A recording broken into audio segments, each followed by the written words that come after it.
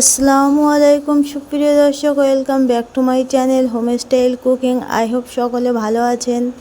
আমি আজকে আপনাদের সঙ্গে শেয়ার করব কুমড়ো শাক ভাজা রেসিপি।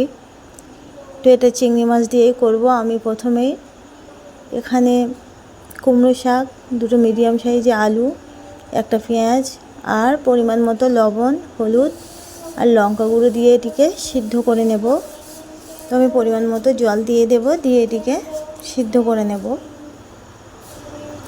ঢাকনা দিয়ে। আমি যেভাবে এটা বানাবো এভাবে আপনারা বানিয়ে দেখবেন, খুবই ভালো হয় খেতে।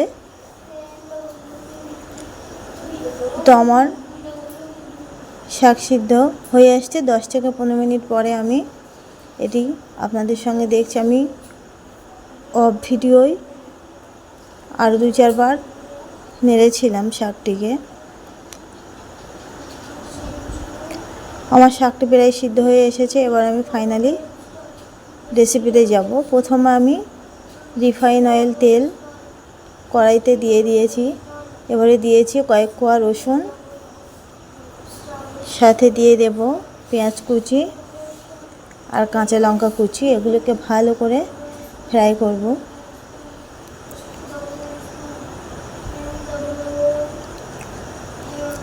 এগুলি ভালো করে ফ্রাই করে নিয়ে এর সঙ্গে অ্যাড করব চিংড়ি মাছ।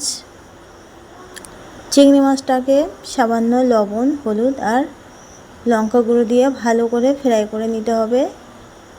আমি সাথে আরও একটু অ্যাড করলাম জিরে মরিচ গুঁড়ো। এগুলোকে নিয়ে ভালো করে ফ্রাই করে কষিয়ে নিতে হবে। চিংড়ি মাছটা না হলে কাঁচা রয়ে যাবে। খুবই ভালো করে কষিয়ে নেওয়ার পরে আমি এটাতে অ্যাড করব শাক সিদ্ধটা। এটি কিন্তু খুব ভালো করে ফ্রাই করে নিতে হবে। আর সেই সাথে অ্যাড করেছি একটু চিনি। চিনি অ্যাড করলে টেস্টটা খুবই ভালো হয় কুমড়ো শাকের সঙ্গে। একটু চিনি অ্যাড করে দেখবেন আপনারা, খুবই ভালো খেতে লাগবে। তো আমি এবারে শাক সিদ্ধটা দিয়ে ভালো করে ফ্রাই করে নিলেই আমার রান্না কমপ্লিট। কুমড়ো শাক ভাজি রেসিপি আপনারা এইভাবে অবশ্যই বাড়িতে ট্রাই করে দেখতে পারেন। এই পর্যন্ত যদি আমার ভিডিও ভালো লেগে থাকে অবশ্যই লাইক, কমেন্ট অ্যান্ড সাবস্ক্রাইব করবেন। এই ভাজাটা একটু নরম থাকে, তবুও একটু ঝরঝরে করলে খেতে ভালো লাগে। শাক ভাজা মানেই যত ফ্রাই করবেন তত টেস্টি হবে। শাক ভাজাতে একদমই কোনো পরিমাণ জল থাকবে না।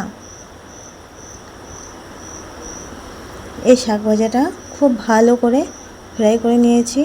আজকের ভিডিও এই পর্যন্ত। সকলে ভালো থাকবেন, সুস্থ থাকবেন। আল্লাহ হাফেজ।